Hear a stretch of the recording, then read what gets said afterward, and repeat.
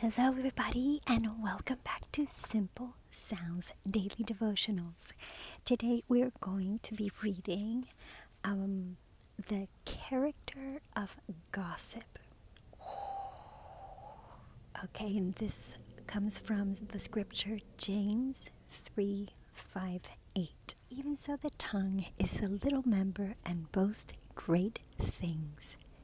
See how great a forest a little fire kindles, and the tongue is a fire, a world of iniquity. The tongue is so set among our members that it defiles the whole body and sets on fire the course of nature, and it is set on fire by hell. For every kind of beast and bird, of reptile and creature of the sea, is tamed and has been tamed by mankind. But no man can tame the tongue. It is an unruly evil, full of deadly poison. The character of gossip. Gossip isn't a popular subject, but it certainly is a popular activity.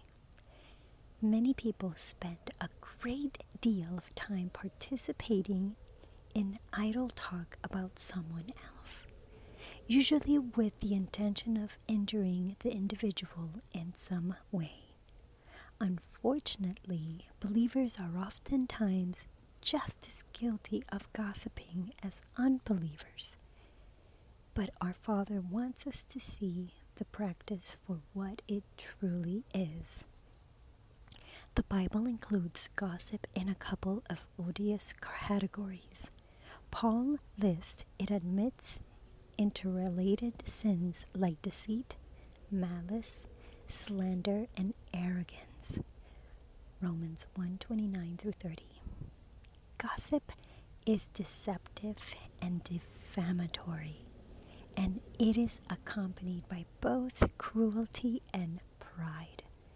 These are all characteristics of haters of God, according to the apostle.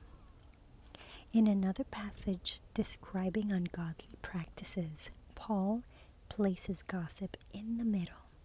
And of course, everyone recognizes the 10 Commandments, whose last decree is, "You shall not bear false witness against your neighbor." Exodus 20:16. Gossip does not fit who we are as God's children. Just as you can't have poison and pure water pouring from the same stream, you cannot have both God-honoring talk and gossip coming from a believer. When evil words pass our lips, they are indicative of what we harbor in our hearts. However, God is in the heart-cleaning business.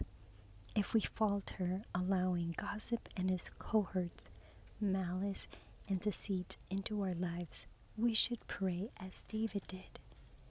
Let the words of my mouth and the meditation of my heart be acceptable in your sight, O Lord, my rock and my redeemer. Psalms 19:14.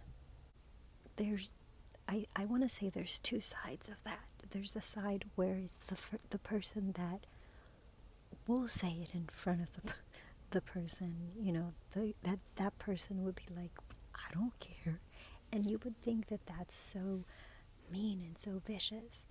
But I feel like we've all done it at some point, and sometimes we don't mean to do it. It just kind of comes out. I know that I'm guilty more of venting, I guess. If you're venting about a situation, you just kind of, maybe it's the feeling of you want someone to agree with you, so you justify feeling, the way that you feel, and it's still wrong. It's still wrong. You're still saying something. You're still making someone else look bad, and I get it, and I would hate for someone to do that to me. and be talking behind my back. There are things that everybody, you say things, and it just happens, and that's when after you say it, you're like, I shouldn't have said that about that person. I remember doing that more as a younger person. But every now and then, as we grow older, and as we our insecurities are still there, but those insecurities can still affect others because of that, because of our tongue, because we're so determined into our own beliefs, and how we believe that this is right and this is the right way, and how dare that person do that, how that they can't be Christian if they do that. And it's really none of our business. It's none of our business. It's that person dealing with God. And I just hope that the next time that I feel that I'm in that situation, that I can just stop and ask God for, Lord, help me. This is coming from somewhere else. There's anger within me, because that's all. When you talk bad about someone, it's coming from anger. It's coming from pride. It's coming from an insecurity. They're all tied together. And I just pray that the world would be such a better place if people weren't so mean.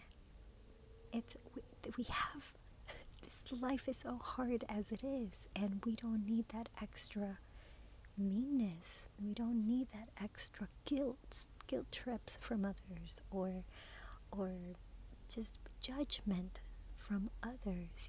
We have enough. We have enough to carry with our own experiences growing up, and what was right and what was wrong. So I pray for you guys to keep that communication with God, because I feel like that's the only thing that keeps you in tune. I feel like God will provide you if we ask for help. Like, God, something's happening here. I'm angry. Can you help me with this? Help me. Let me see what it is, where this is coming from. And sometimes we're just so deep into an insecurity that we can't visualize it. We can't see clearly, because we're in the midst of that emotional roller coaster. So I pray for you guys that the Lord may give you peace and guidance and protect you from the tongue. I hope you guys have a great day. Don't forget to subscribe if you haven't. I keep having new ideas, but of course I need to pray and figure out what's next in my agenda. So we'll see you next time. Bye-bye.